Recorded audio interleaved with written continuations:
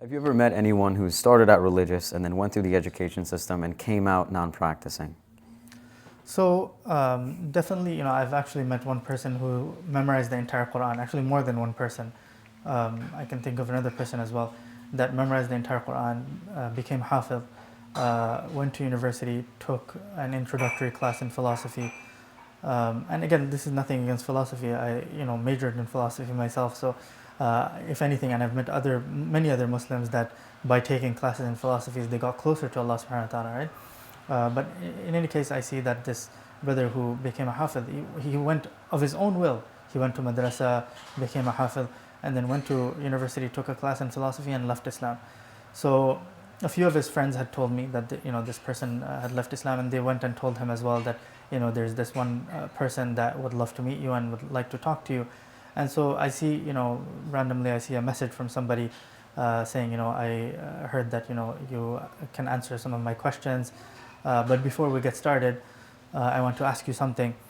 And I said, sure, feel free to ask anything. He said, what makes you believe in Islam and what would make you leave Islam? And so I said, what makes me believe in Islam is that the fact that it's the most logical ideology, the most logical worldview that's out there. It's the most logically coherent ideology. And what would make me leave it is if somebody could point out a fallacy that is found in Islam. And until today, alhamdulillah, I've never found anything.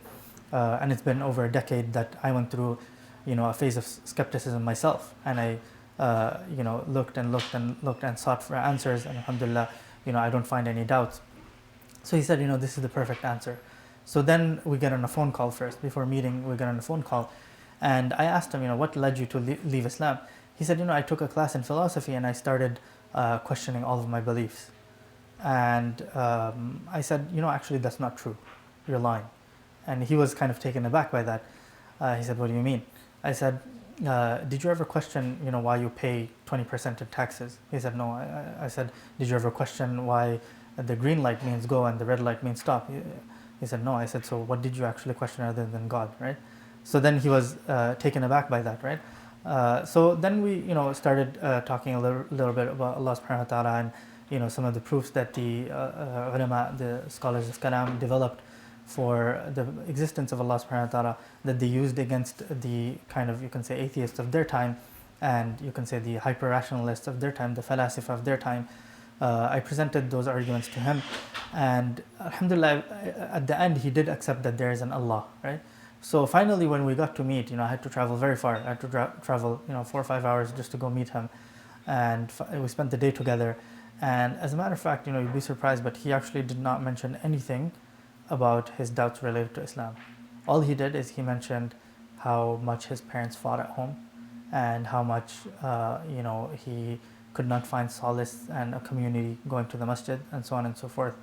So this tells us actually that perhaps a lot of these doubts are actually pseudo-intellectual. They're not really intellectual, and I don't think any of these people are insincere. I think actually they're very sincere, but they're hurt, right? And so we need to create that kind of community for them where they feel comfortable with their doubts. They feel comfortable asking questions, and they feel confident that actually Muslims have already written answers to this, right? Which actually leads me to another incident that happened.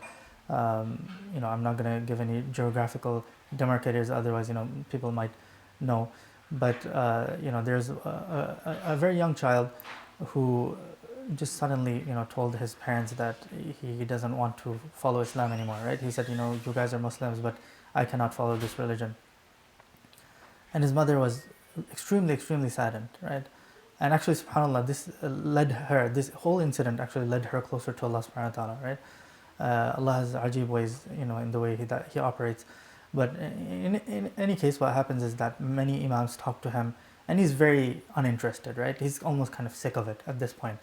So finally, she reaches out to her local imam. Her local imam calls me and says that, there's a sister who has a son, and this is what's going on. Can you speak to him? I said, yeah, sure, inshallah. So I drove over an hour. I go and meet this young man, and I started actually by saying that I know a lot of people spoke to you, and you're probably sick of it, and you probably don't want to talk to me, and that's fine. But I just have to tell you one thing. I told him that, look, you're in a phase of questioning. Is that not true? He said, yes. He said, okay. I said that if you're truly questioning, That means you have to do sincere questioning, right? And if you're sincere in your questioning, then if somebody proves to you that God exists, then you must believe in it. If you don't believe in it, then you have to pose a counter argument, right? And if somebody proves to you that God does not exist, then you have to believe in that. If they're not able to successfully prove that to you, then you must pose a counter objection. And he says, that's a fair point. So then I said, okay, I'll prove to you that Allah exists, right?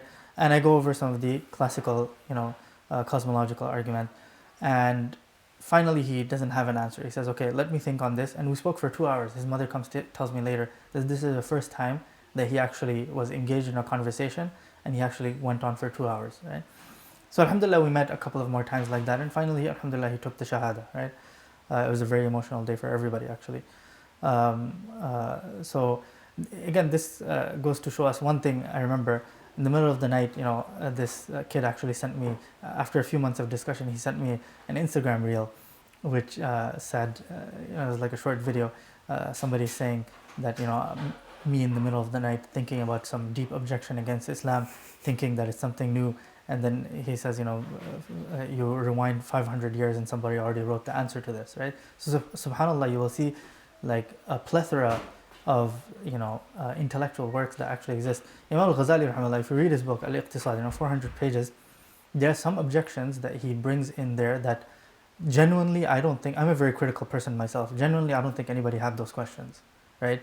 But just for the fun of it, they mention, what if somebody objected this? We would answer this way, right? You see this in fiqh, you see this in grammar, you see this in every single field of ilm. If somebody objected, in qila qulna, if it were objected this way, we would respond this way, right? So it's so important for us to actually, be proud of our tradition, get to learn it, and so that we can feel confident about all the intellectual contributions that all the ulama made.